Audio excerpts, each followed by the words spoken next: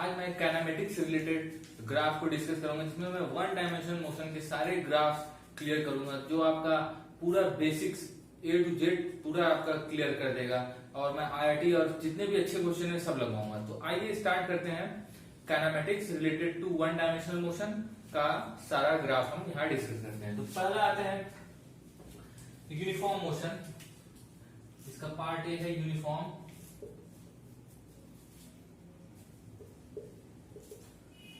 आपको एक चीज और, अगर ग्राफ से रिलेटेड एकदम क्लैरिटी चाहिए तो मेरा ग्राफिकल ट्रांसफॉर्मेशन का सीरीज देख लीजिएगा, तो वो काफी हेल्पफुल रहेगा आपको। बाकी जितनी भी ग्राफ की प्रॉब्लम आती है कहीं भी किसी भी चीज से रिलेटेड, तो आपको और क्लैरिटी हो जाएगी। तो यहाँ स्टार्ट करते हैं यूनिफॉर्म मोशन।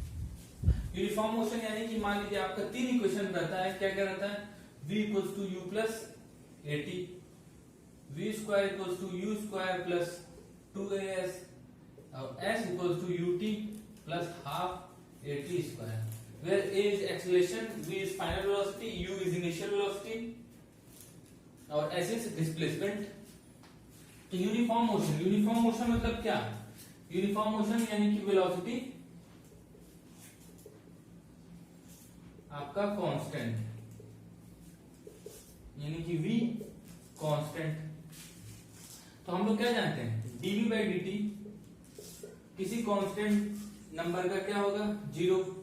यानी कि ये क्या होता है? dv by dt आपका rate of change of velocity, तो ये आपका होता है एक्सीलरेशन। तो एक्सीलरेशन यहाँ 0 हो जाएगा, एक्सीलरेशन आपका 0 हो जाएगा। तो v equals to u plus 0 into t, ये आपका आएगा v इक्वल्स टू u, कोई कांस्टेंट वेलोसिटी। तो इसका ग्राफ अगर हम प्लॉट करें,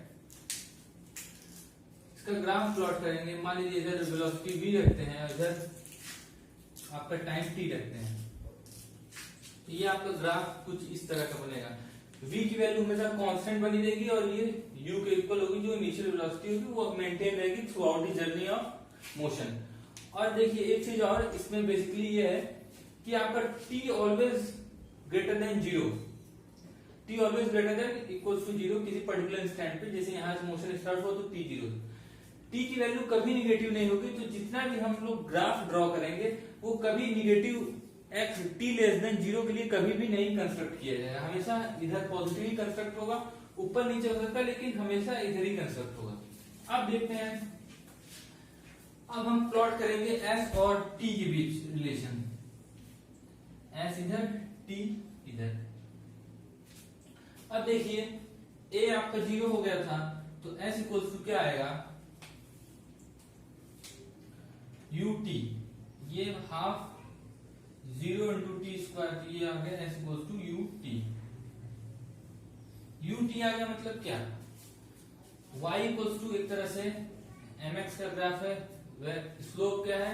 वेलोसिटी।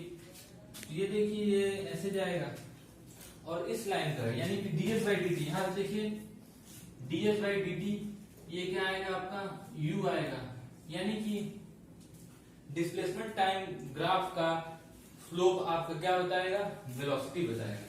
तो ये इसका स्लोप, ये जो होगा थीटा, तो ये tan थीटा, ये आपका होगा ds by dt equals to velocity. आइए दूसरा पार्ट डिस्कस करते हैं, uniformly accelerated motion when u equals to 0, s equals to 0 at t equals to 0। यानी कि मान लीजिए पार्टिकल आपका यहां से मोशन स्टार्ट करता है पॉजिटिव एक्स डायरेक्शन में एट t इक्वल्स टू 0, इसकी कोई वेलोसिटी नहीं है, u इक्वल्स टू 0 से स्टार्ट करता है और इसका डिस्प्लेसमेंट यानी कि यहीं पे कंसीडर करते हैं ये s इक्वल्स टू 0 है, आगे कोई डिस्प्लेसमेंट नहीं है। तो अब देखिए यूनिफॉर्म एक्सीलरेटेड मोशन, मान लीजिए कि इसका एक्सीलरेशन आपका a है, तो आप फॉर्मूले से जानते हैं v equals to u plus at, u आपका 0 है तो v इक्वल्स टू आ जाएगा at, ये फिर y इक्वल्स टू mx की लाइन ओरिजिन से पास करती हुई जाएगी, यानी कि इसका ग्राफ ऐसे बनेगा, इधर v आएगा, इधर t आएगा और ये v इक्वल्स टू at। अब देखिए इसको अगर डिफरेंशिएट करते हैं, तो dv बाई dt आपको क्या देगा? ये एक्सीलरेशन ए देगा। इसको dv बाई dt जनरली बोलते हैं, लेकिन होता नहीं है, ये होता है ddt ऑफ v। तो ये आपका एक्सीलरेशन क्या देगा, v equals to a, dv by dt आपका एक्सीलरेशन हो जाएगा। तो ये जो लाइन होगी आपकी क्या होगी, v इक्वल्स टू at की होगी। अब देखिए s इक्वल्स टू आपका क्या होता है, ut plus half at square. u आपका जीरो है, u आपका जीरो है, तो s क्या आ जाएगा, हाफ at स्क्वायर। ये क्या हो गया, y equals to something ax square, यानी कि पैराबोला का इक्वेशन है। अब पैराबोला का इक्वेशन है तो सिंपली इसको ऐसे प्लॉट करते हैं, ये देखिए।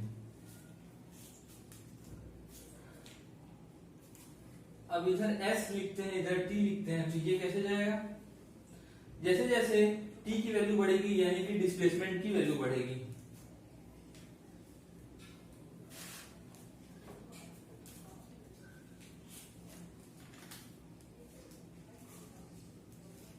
ये देखिए ये आ जाएगा s इक्वल्स टू आपका हाफ at स्क्वायर।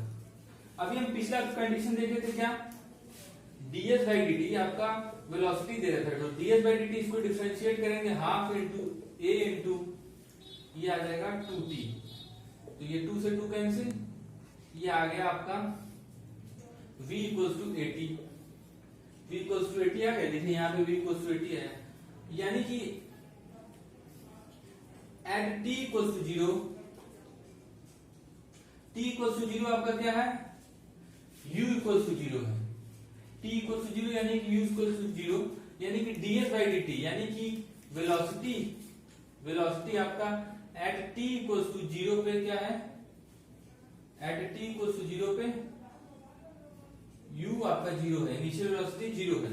तो यानी कि जो इसका स्लोप है, यानी कि स्लोप यानी कि यहाँ पे जो टेंजेंट है must be along the t axis, यानी कि ये जो स्लोप इसका है particular point t equals to 0 पे स्लोप इसका कितना होना चाहिए, 0 होना चाहिए।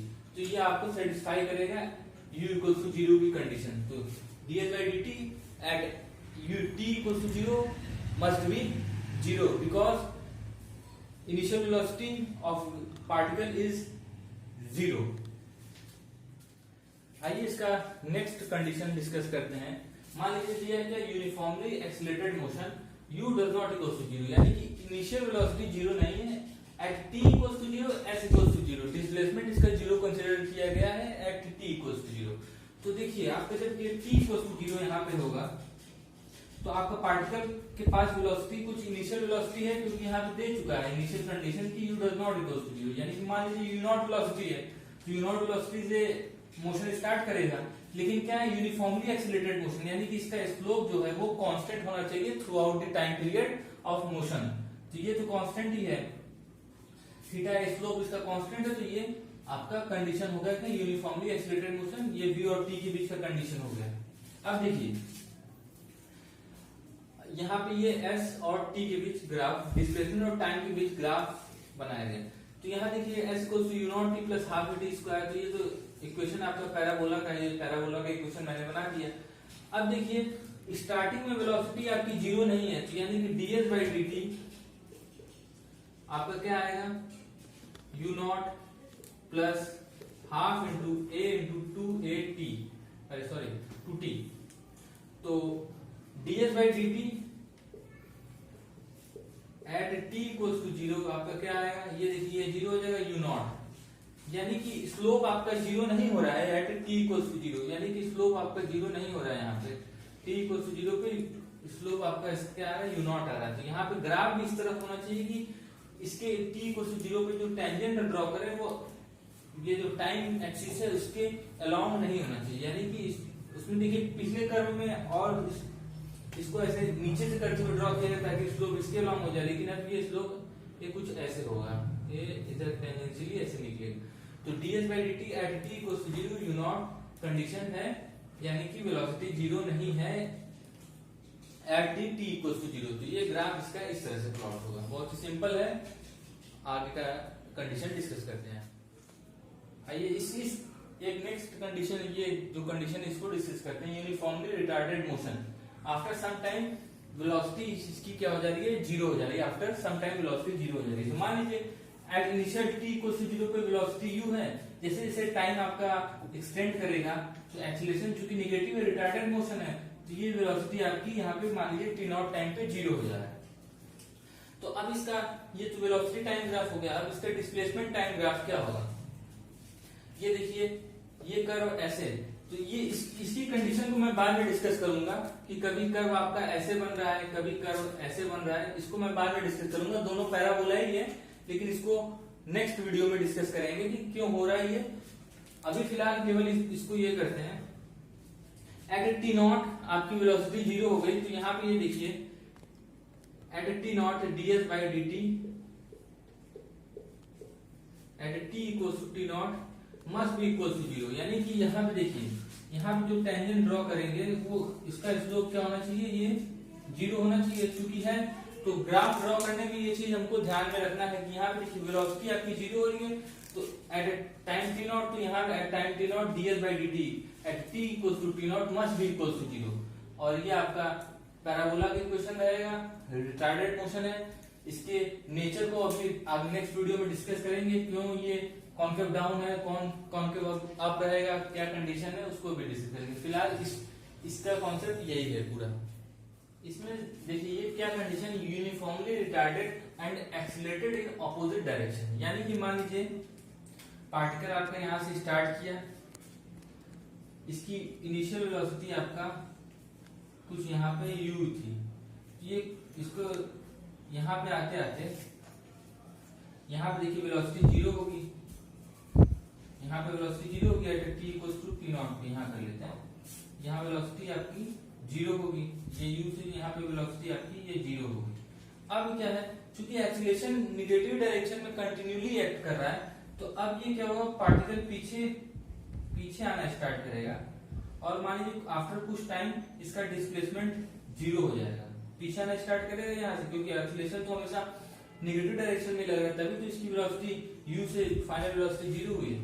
तो ग्राफ तो आपका ये कांस्टेंट रिटार्डेशन है, एक्सीलरेशन हमेशा नेगेटिव ही रहेगा, कांस्टेंट रिटार्डेड मोशन है, तो डी एक्सीलरेशन आपका नेगेटिव रहेगा, यानी कि एक्सीलरेशन नेगेटिव डायरेक्शन रहेगा। यहाँ पे देखिए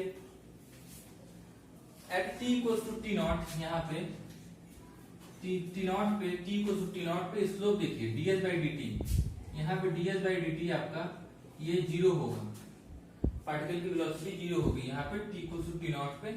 आफ्टर सम टाइम देखिए पार्टिकल कुछ टाइम बाद यहाँ पे उसकी डिस्प्लेसमेंट जीरो हो जाना है, तो पक्का है कि ये आगे डिस्प्लेसमेंट तो बढ़ा है, यहाँ से यहाँ तक कुछ टाइम तक टी नॉट टाइम तक डिस्प्लेसमेंट बढ़ेगा, फिर आफ्टर दैट क्या होगा, पार्टिकल रिटर्न करना स्टार्ट होगा, तो डिस्प्लेसमेंट आपका जीरो होना पड़ेगा। तो यहाँ पे देखिए मान लीजिए वो टाइम t किसी टाइम पे ये डिस्प्लेसमेंट जीरो हो गया, तो इसका ग्राफ ये ऐसे यहाँ पे बनेगा। तो आगे इसके सारे नेचर को डिस्कस करेंगे इसके नेक्स्ट वीडियो में कि कैसे ये कॉन्केव अप कॉन्केव डाउन होता है। तो नेक्स्ट वीडियो में मिलते हैं फिर। If you learn from the video, please like, share and subscribe and press the bell icon for the new updates.